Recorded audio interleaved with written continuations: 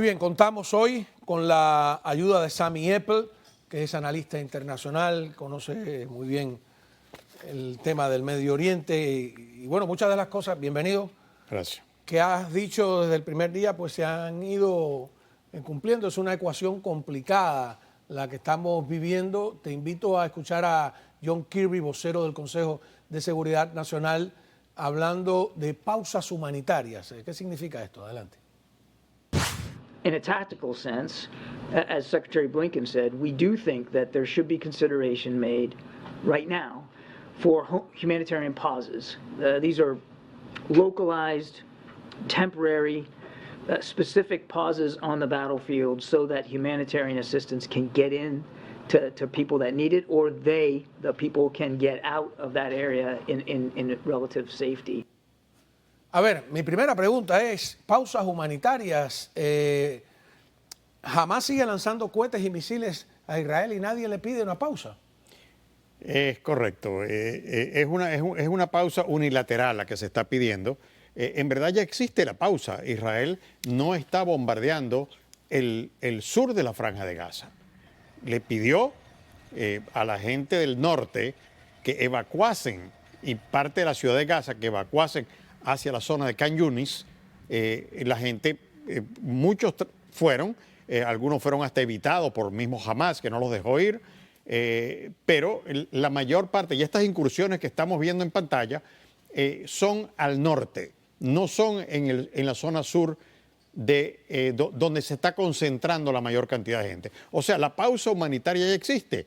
Ahora, ellos hablan de pausa humanitaria porque quieren que les manden combustible, por ejemplo. Bueno, Israel ya pudo comprobar de que Hamás tiene en su poder grandes cantidades de combustible, mandó hasta una foto con los tanques de combustible que dicen ellos que están llenos de combustible, pero que los maneja Hamás, pero no se los quiere dar a los hospitales, sino que le dicen, no, es que nosotros queremos que Israel no los dé o deje que entre.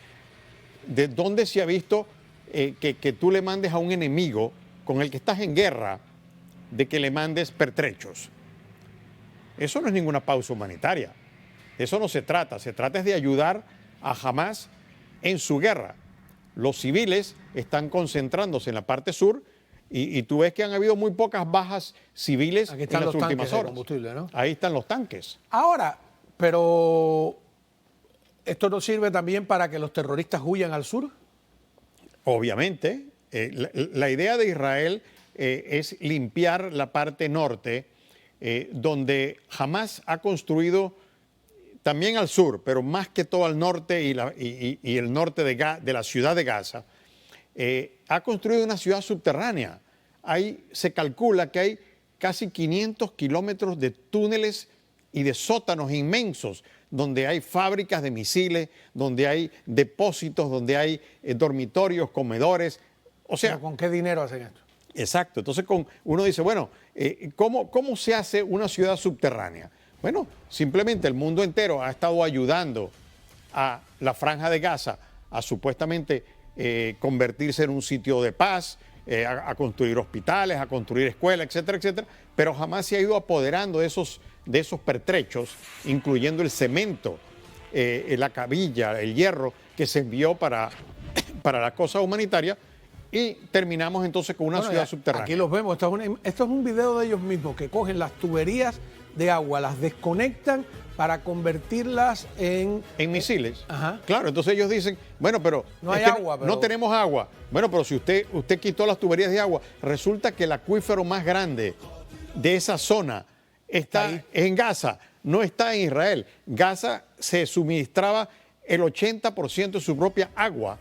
Ellos la tenían debajo de tierra, ahora no la tienen porque Hamás quitó las tuberías. Entonces, ¿a quién vamos a culpar del problema humanitario? El problema humanitario lo causó Hamás, lo causó un movimiento terrorista al haber hecho un hecho tan terrible que es casi difícil de narrar o de digerir. Las imágenes, yo sé que tú las has visto, no se pueden mostrar aquí porque son tremendas. Las imágenes que le fueron mostradas por Israel a los corresponsales extranjeros, que impresionantemente no se conmovieron, porque los corresponsales de la BBC de Londres con millones de personas que lo ven. Del New York Times se rehúsan hasta el día de hoy a llamar a los terroristas de Hamás terroristas. Los llaman milicianos. ¿Por qué? El que comete un acto de terror es un terrorista.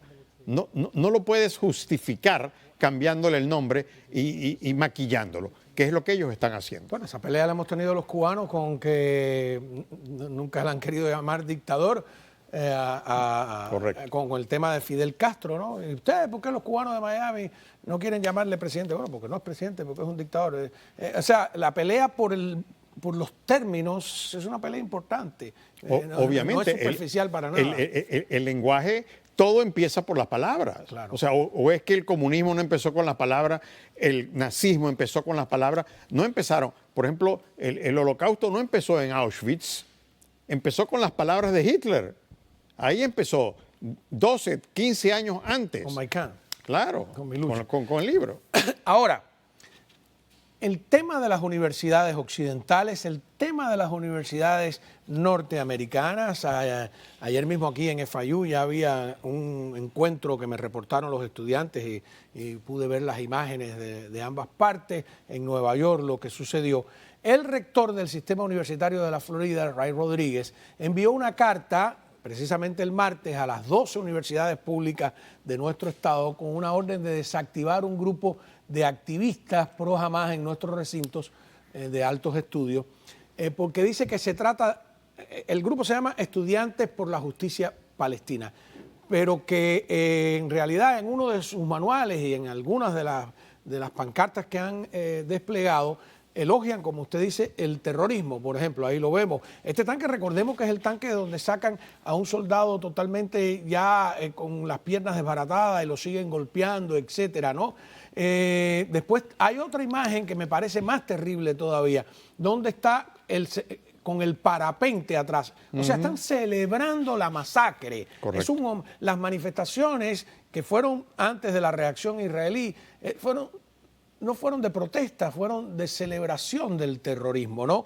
Y la carta de la Florida dice que es un delito grave proporcionar, porque están recabando aparentemente dinero también, deliberadamente apoyo material a una organización terrorista extranjera que está así declarada por la propia ONU, ¿no?